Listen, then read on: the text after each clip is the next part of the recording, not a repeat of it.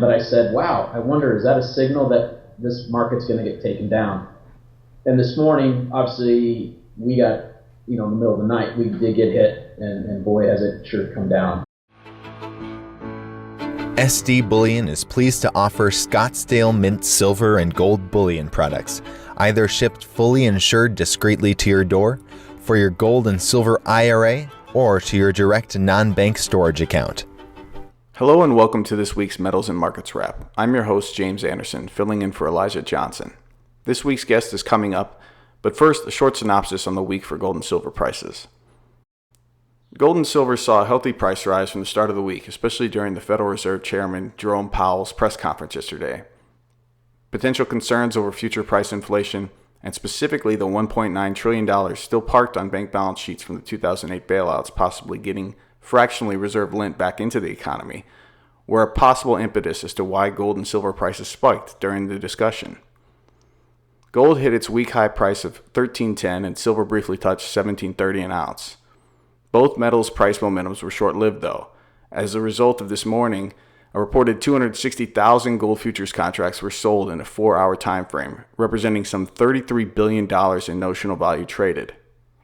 The US dollar index reached a 2018 high yesterday, yet it wasn't until many hours later that waterfall declines in precious metal prices occurred. Silver and gold futures trading volumes today will likely reach near the all-time COMEX record levels witnessed the day President Trump was shockingly elected in November of 2016. Finding sensible reasons as to why these sell-offs occurred today, it's very unlikely.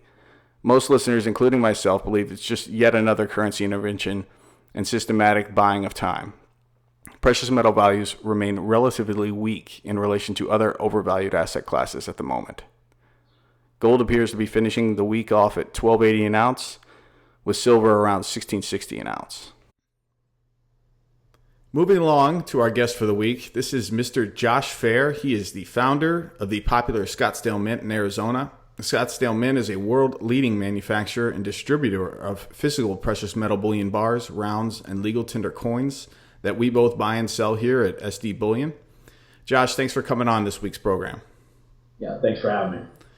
So Josh, just to begin, so our viewers out there understand, could you give us a little bit of background on Scottsdale Mint, how you got into the business of privately striking bullion products and even why you're in the business in the first place? Sure. I got a degree in risk management insurance, and my focus became the mining industry. So in my early 20s, I landed what were at the time billion-dollar mining companies in gold, silver, and copper industries. I think one of my first clients was a company by the name of Glamis Gold, which went on to, even though there was a merger, their management team took over Gold Corp, which I believe is currently the number one biggest market cap gold producer in the world. That kind of put me on the map within the mining industry, and suddenly I'm handling most of the largest silver producers and some of the largest copper producers.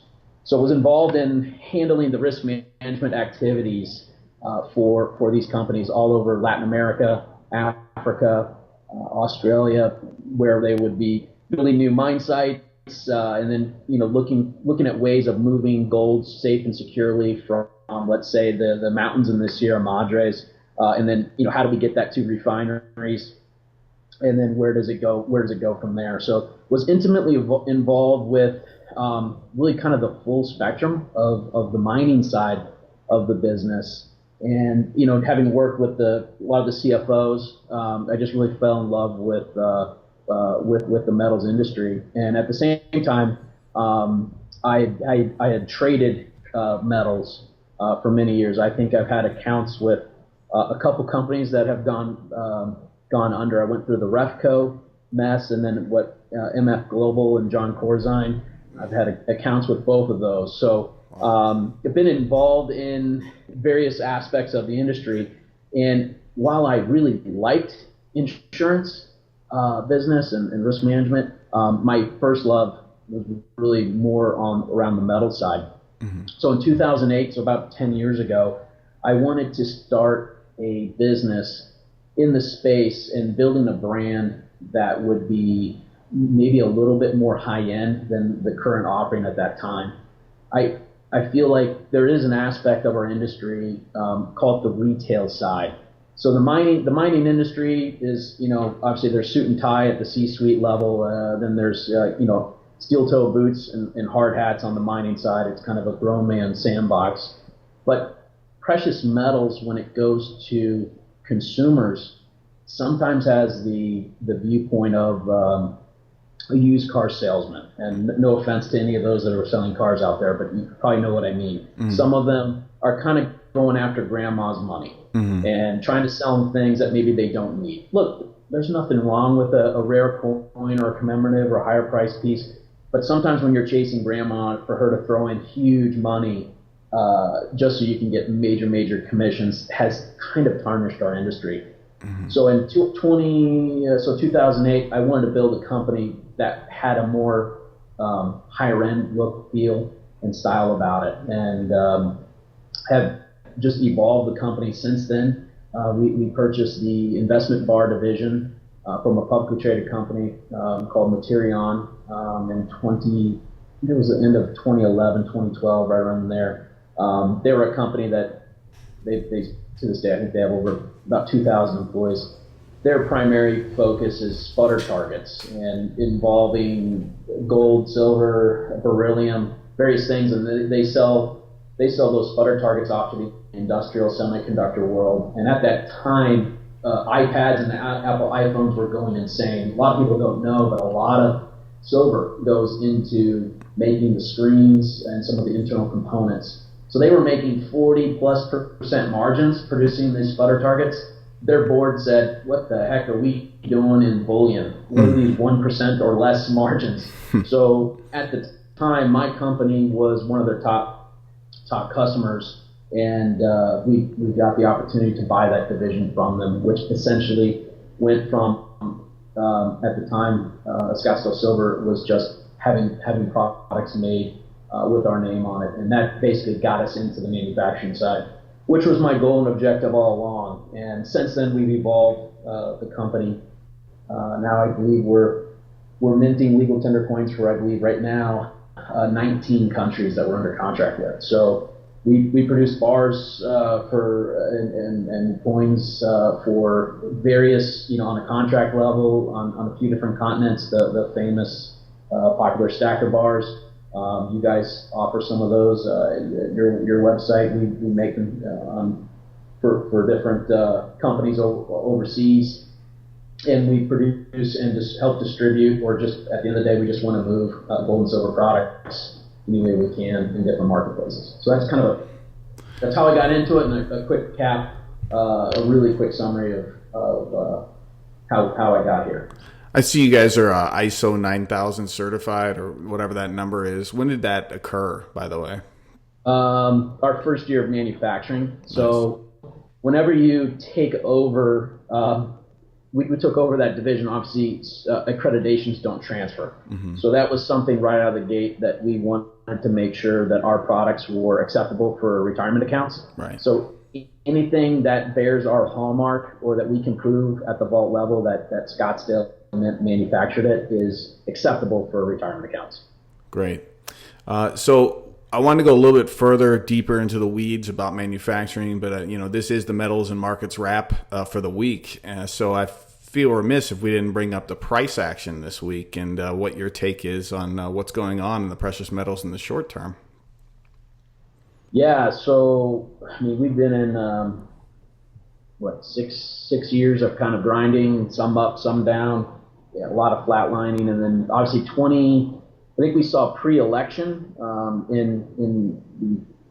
before the Trump-Clinton things. The financial markets kind of really tightened, and just basically the volatility shrunk. People didn't know where we were going to go, so we were kind of flat.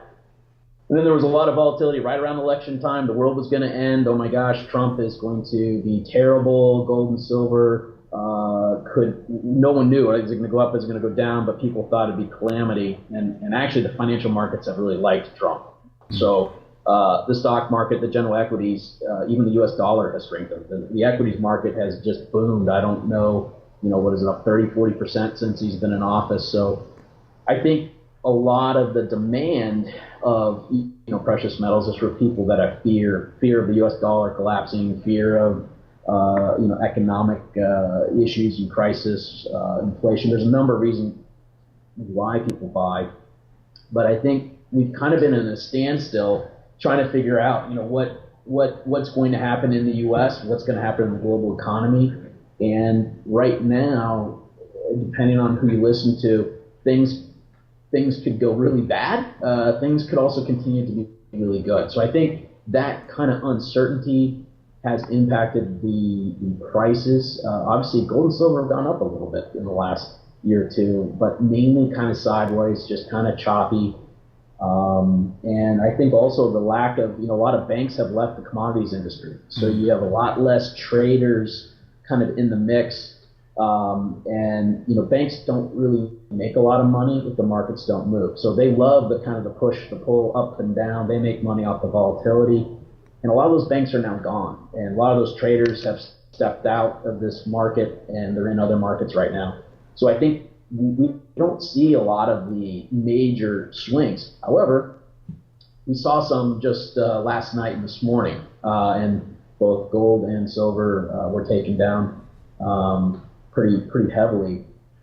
I don't pretend, I'm not a trader. I'm not a professional trader. I don't make predictions of those kinds of things. But having watched the markets, it is interesting to watch. It obviously impacts production and supply. And I think last night we saw, I don't know what time it was exactly. It felt like maybe after 5 o'clock Pacific time, there was a print hit. It was about $1.50 to $2 under the market at that time. And someone was sitting in my office. I said, "That's funny. I haven't seen one of these in a while. They almost look like a looks like an error on the chart where a couple trades happen well below the market. Sometimes it happens well above the market." Well, if you kind of know how traders work, sometimes they send signals to each other. That's not 100% of the time, but I said, wow, I wonder, is that a signal that this market's going to get taken down? And this morning, obviously, we got, in the middle of the night, we did get hit, and boy, has it sure come down. I mean, so it was off, 60 cents here on the day so far. Yeah, it looks like it was a big takedown.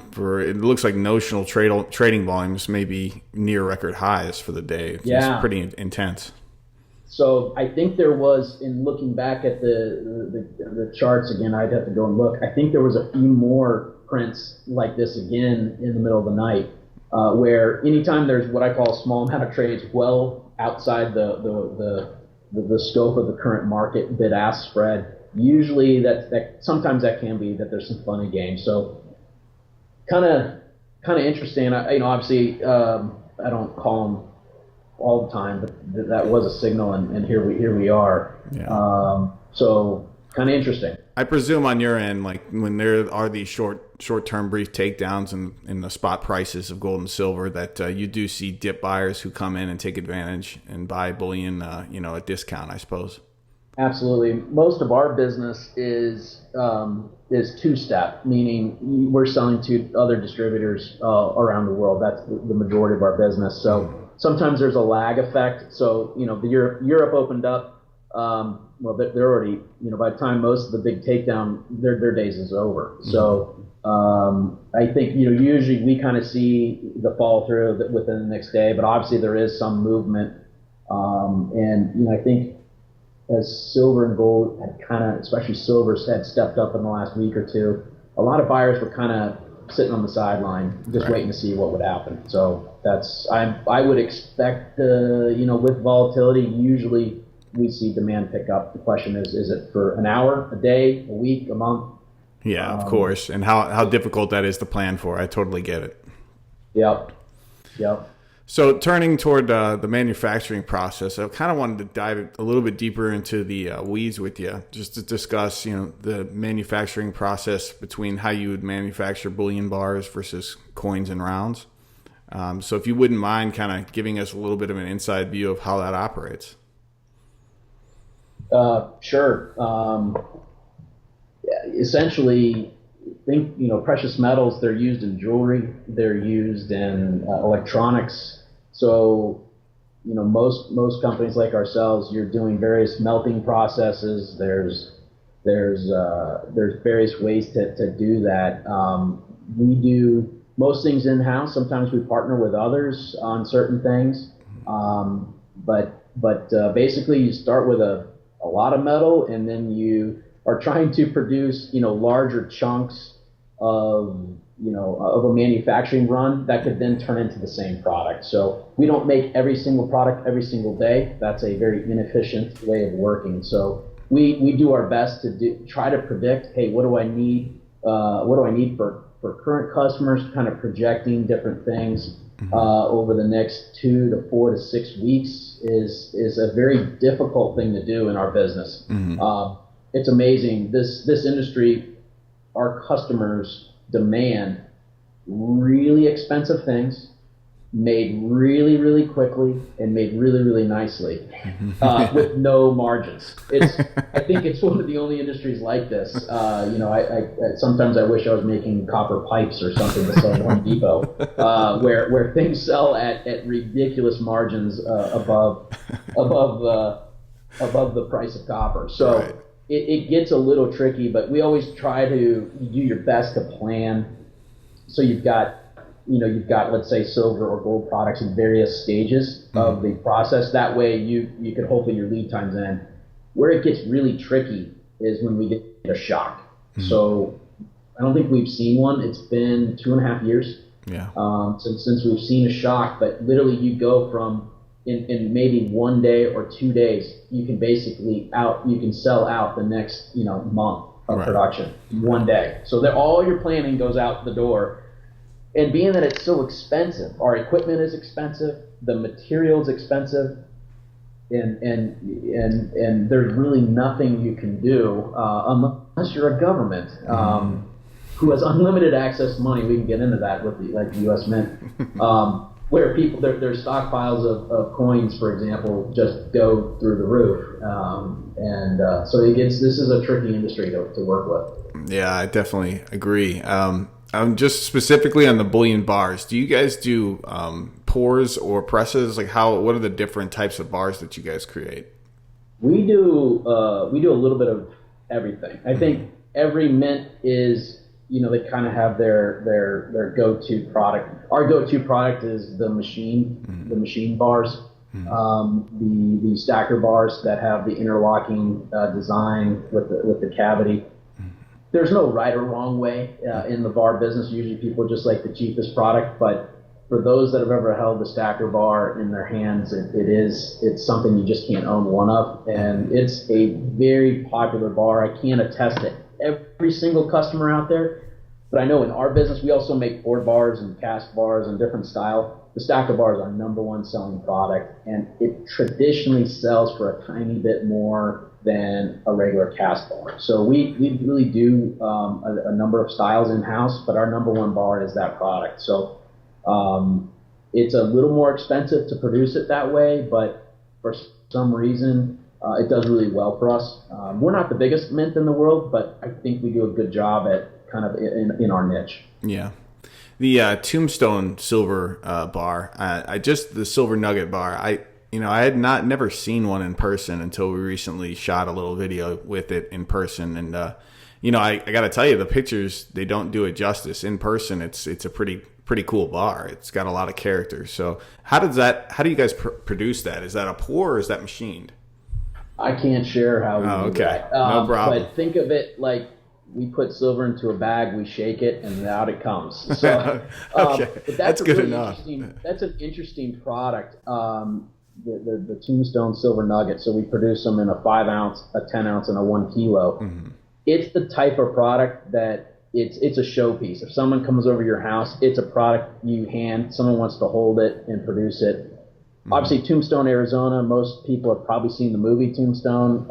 That city was founded off of silver mining, and that's just a few hours away from our offices. And that was an interesting way to kind of produce something that looks old world and rugged. And what's amazing is you get a product like that. We've had, James, months where we've produced over 100,000 ounces of that type of product alone. Now that was in a a busier market time.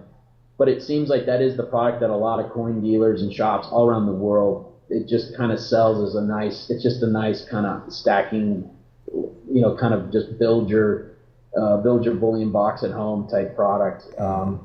I've actually sold it to, I know a few billionaires, not that I'm not going to throw names, but what do you buy a billionaire? Their families come to us and they buy this product. They'll buy the whole cake. They'll buy the wooden box and it'll be stuffed full. But what do you get a billionaire? That's the type of product they like to buy. So yeah, it's definitely unique. I definitely am impressed by that. In person, it's a lot better than the pictures show. Well, thanks. We try to produce products that you pictures, hopefully they look really great, but hopefully the products when people get them are even better. Yeah. And as far as coins, how long have you guys been in the legal tender coin processing? I think, did it start in 2012 or what year did it begin? I think our first product that we did would have been, was a 2014 issue. And that's kind of been evolving probably over the last 3 years. It's grown the most, and then probably just in the last maybe 18 months. So you'll probably see a few more new issues, new countries that we'll be bringing to the market. We've had some success with our products. I think I don't try to run the company or to look, hey, let's go be like the U.S. Mint or Canadians or the Swiss or the Aussies. We just want to be unique to ourselves. So as we kind of take a different identity, and I'd say not everything's a home run, but I think we get on base more than we strike out. There's no doubt about that. So it's been an interesting business to work in. It's not without, doing government issues is not without business risk either. It can be more difficult. At the end of the day, we are in business to try to make money. I'm not a nonprofit, so we look at any work that we do as at the end of the day, can you make a little profit and it's on. So that's the goal of our business and your business, and hopefully if you produce products that people enjoy and like, they keep coming back. Yeah, correct. And again, the coins, that was another, seeing them in person, they are very, very high quality. I mean, they are, I think, on the line of like Perth Mint quality as far as the way that they look. So kudos to you. Well, thank you. I'll give credit to my people. We've got a great team, and the amazing thing is we don't have a single person in our company that came from the coin business. Wow. on our production staff. So now a lot of them were from the precious metals industry, but they may have been involved in various aspects of it, and so I think we take a fresh look. So instead of using the same concepts and methods, we try to do things a little different. So sometimes that works in our benefit. Sometimes it doesn't. I don't know if there's a right or wrong, but it definitely gives us a different identity. Now, we've covered some of the headaches in the minting business. I mean, I know, for instance, when you mint products, your dies can only last so long. What do you find as being the typical duration for coin dies or round dies that you guys use? Good question. So it depends on how you produce a die and what the intent is for. So, traditional, let's say buffalo rounds, a typical die could last 50 to 100,000 strikes. Maybe it goes for more, but you're having to polish and maintain it as you go. So the question is, do you get 1,000 coins? Do you get 5,000 coins or more out of a polish? So think of it like if you turn a machine on, how many coins do you spit out before you have to turn that machine off and do a change out? But we also produce coins. I'm trying to think, like our Cayman Islands Marlin coin. I think that coin is struck 6 times. Wow. So it's done on it's done. There's a lot of more tender loving care that goes into those coins. So a die is not going to last as many coins. So it's a slower process. There's different ways that we do to kind of get an end result. So obviously we can't sell a marlin coin for the same exact price as a buffalo round, but hopefully the customer can see that there's a little difference there. But that's been a great seller. That's a great example of like the differences between coins, and that's still on the bullion side. There are proof coins that you produce. So that we call that a proof light. Right. So that's if someone were to send it off to grading. Again, I'm not a huge grading person, but a lot of people do grade our coins. So I think the vast majority come back 79s and 69, 70 and 69s. Yeah. So which is I believe a top score. So there's a few companies that kind of specialize in that world. We really don't get into that too much on our end. But then if you take a coin like a proof coin, it can go through so much touching and handling, and almost to where we're petting the coin. And I say that in a joking manner, but you look at how many pieces can you make in an hour, and so some of our coins go through like a lot of work. So that just has to do with the detail that goes into both of the blank, making sure it's perfect. Making sure the die is perfect. So there's points where we only get a couple strikes. Right. We get 50 strikes. It can go back and forth in terms of how much you can do. So it makes I guess the bullion business, it makes it a little more interesting rather than just kind of slamming and jamming. Yeah. So to wrap it up, I just wanted to kind of get your feel for the longer term vision for precious metals and bullion industry and your company in general, if you don't mind. Sure.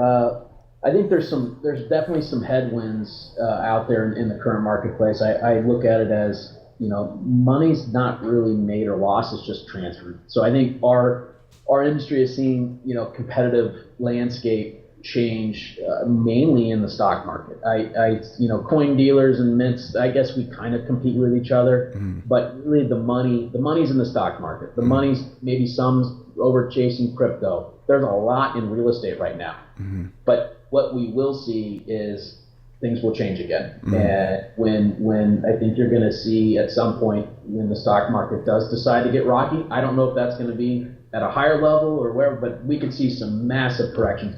That's when money flows come right back in. They buy bars, they buy coins, premiums start to rise. That's where there's a lot of people now that are kind of building their positions during times that it's quieter.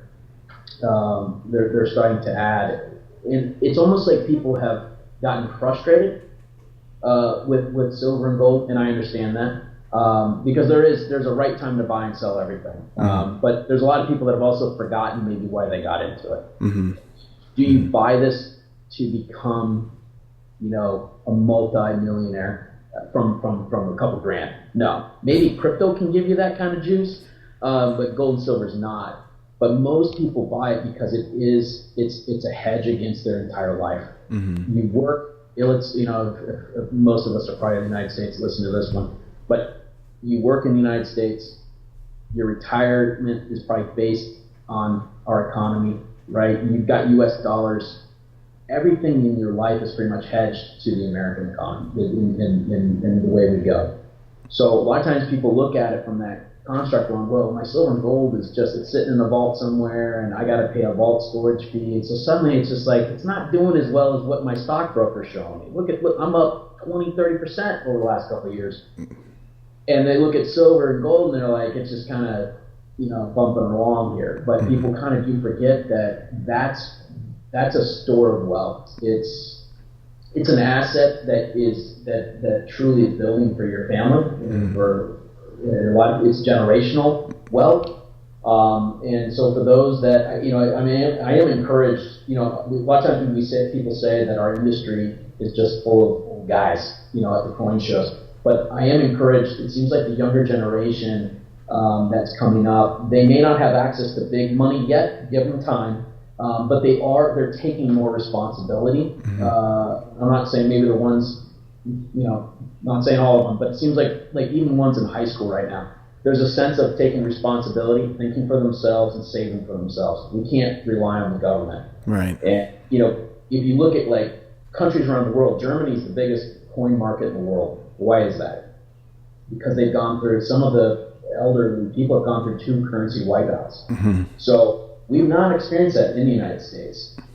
And again, I can't predict it. I'm not expecting it to happen tomorrow, but these types of products are something that's off the grid. It's not in a bank account. It's not just digital assets that can be easily hacked, taken from you, whatever. So people are, I think the younger generation, even though maybe they don't have the big money yet, I do see some encouragement there. So that's kind of where I see the marketplace going. I think there's some headwinds in the short term, just based on the stock market activity, but I think there's some exciting things that our company is going to be announcing that could be market changing in terms of the amount of silver that can end up being taken off the market and into some new facets that don't exist right now. So I think there's some exciting reasons to be positioning now. Maybe people always say I didn't know when to sell real estate back in 2006, 7, 8. Well, we're kind of starting to see that again. Not to say it can't go up again. So this could be an interesting time for people to start positioning. Well, Josh, I want to thank you for taking the time today and talking with me and our listeners. And thanks for coming on the show. Definitely appreciate it.